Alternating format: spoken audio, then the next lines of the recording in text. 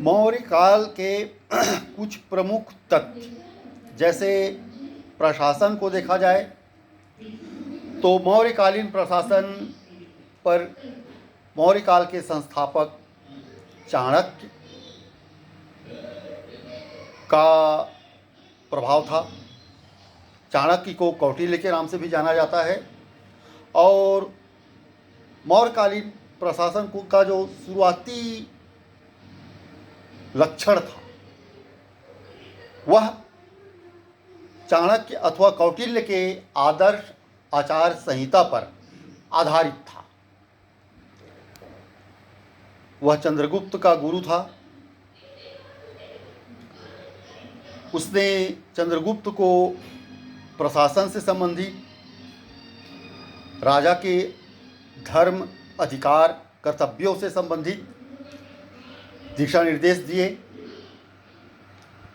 उसने एक आचार संहिता बनाई, राजा की आचार संहिता, आदर्श राजा की आचार संहिता, आदर्श राज्य की आचार संहिता, जिसका पालन चंद्रगुप्त ने किया। और कालांतर में भी कुछ तो कुछ प्रभाव उसके उत्तराधिकारियों पर भी इसका पड़ा। तो मौर्यकालीन प्रशासन का चंद्रगुप्त के शिष्य चाणक्य का अच्छा खासा प्रभाव था। जैसे कौटिल्य की सप्तांग विचारधारा, जिसमें राजा पहला होता था, फिर अमात्य, जनपद, दुर्ग, कोष, दंड और मित्र, इन सभी का उसने बारीकी से विश्लेषण किया और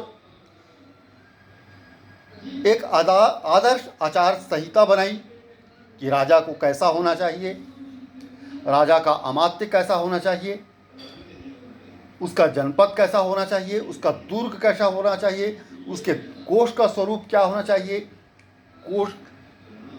कोष के में संचित धन का उपयोग किन किन कार्यों के लिए, कैसे कार्यों के लिए कितना करना चाहिए, वह कैसा दंड नायक हो, वह कैसा दंड दे, कैसा न्याय करे, और राजा का मित्र किस प्रकार होना चाहिए, इन सभी की उसने आचार संहिता बनाई। और अपने शिष्य चंद्रगुप्त को, मौर्य वंश के संस्थापक, मौर्य साम्राज्य के संस्थापक चंद्रगुप्त को बीच बीच में दिशा निर्देश दिए। वह एक आदर्श आचार संहिता के रूप में रहा। मौर्य काल में एग्रोनोमोई सड़क निर्माण का अधिकारी होता था।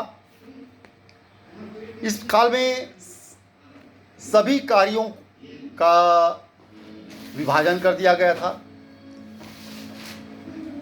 जनपदों का विभाजन कर दिया गया था, स्थानीय प्रशासन, नगर प्रशासन, सभी का विभाजन कर दिया गया था और सबके अपने अपने कर्तव्य निश्चित किए गए थे। साम्राज्य 4 प्रांतों में विभाजित था: उत्तरापथ, दक्षिणापथ, मध्य प्रांत और प्राच्य प्रांत। इसके अलावा अशोक के समय 5वां प्रांत कलिंग हो गया था।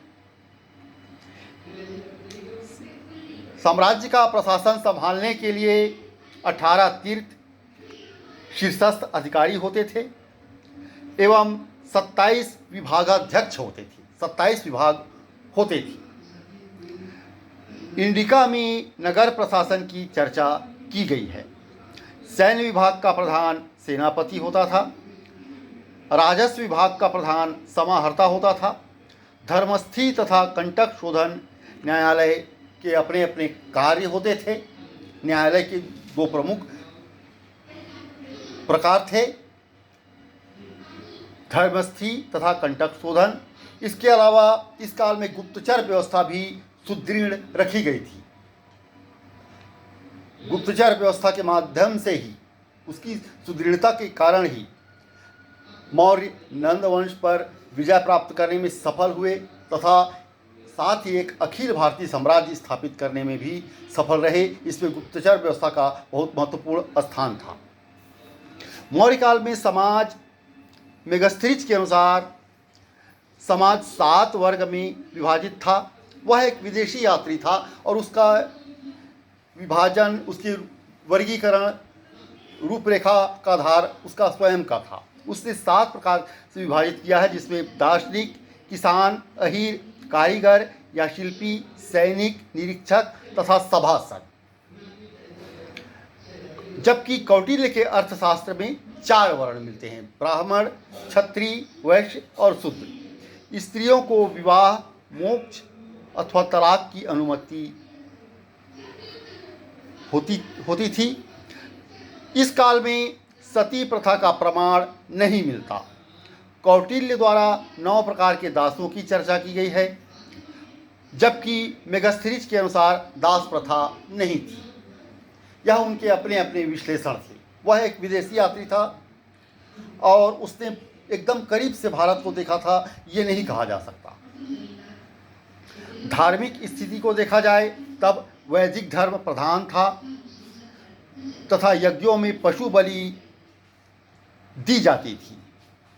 मेगास्थनीज द्वारा ब्राह्मणों का उल्लेख दार्शनिक के रूप में किया गया है। अशोक के 7वें शिलालेख में ब्राह्मणों एवं श्रमणों की चर्चा की गई है।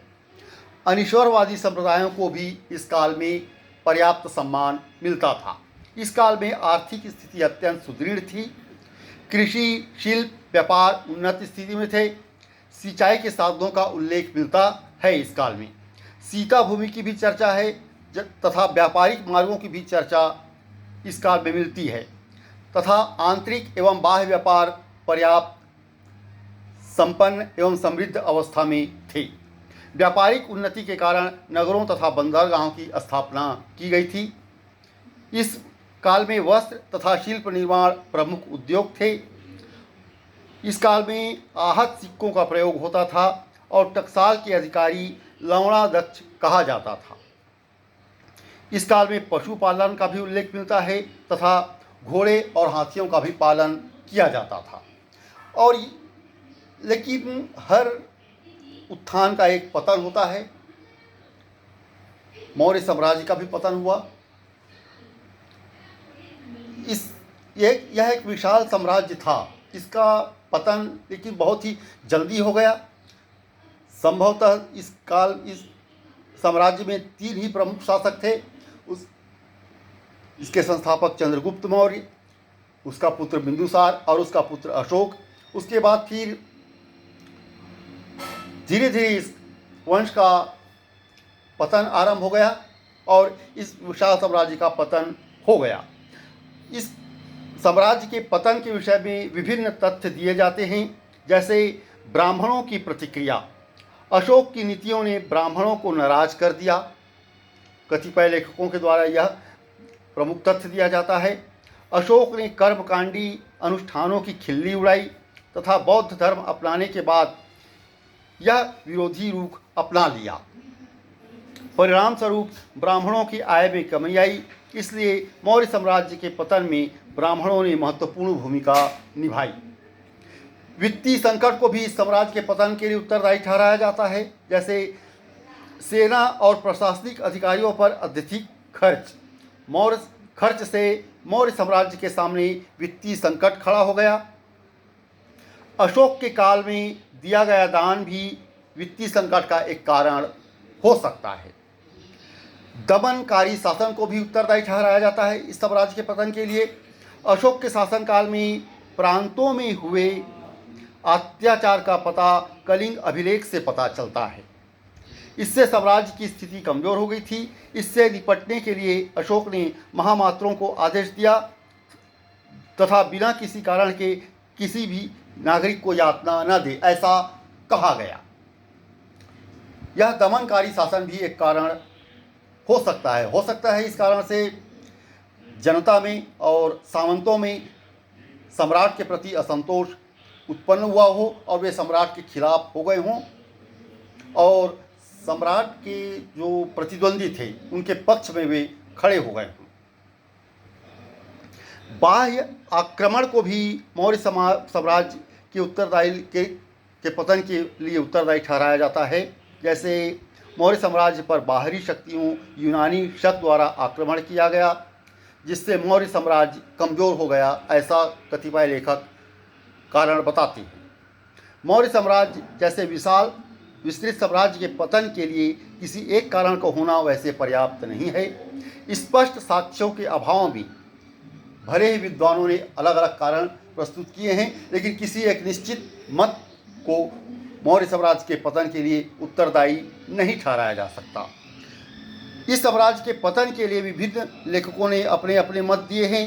जैसे हरप्रसाद शास्त्री के अनुसार धार्मिक नीति, वह ब्राह्मण विरोधी नीति को इस साम्राज्य के पतन के लिए उत्तरदायी मानते हैं, जबकि हेमचंद्र राय चौधरी अहिंसक एवं शांति प्रिय नीति को इस साम्राज्य के पतन के लिए उत्तरदायी ठहराते हैं।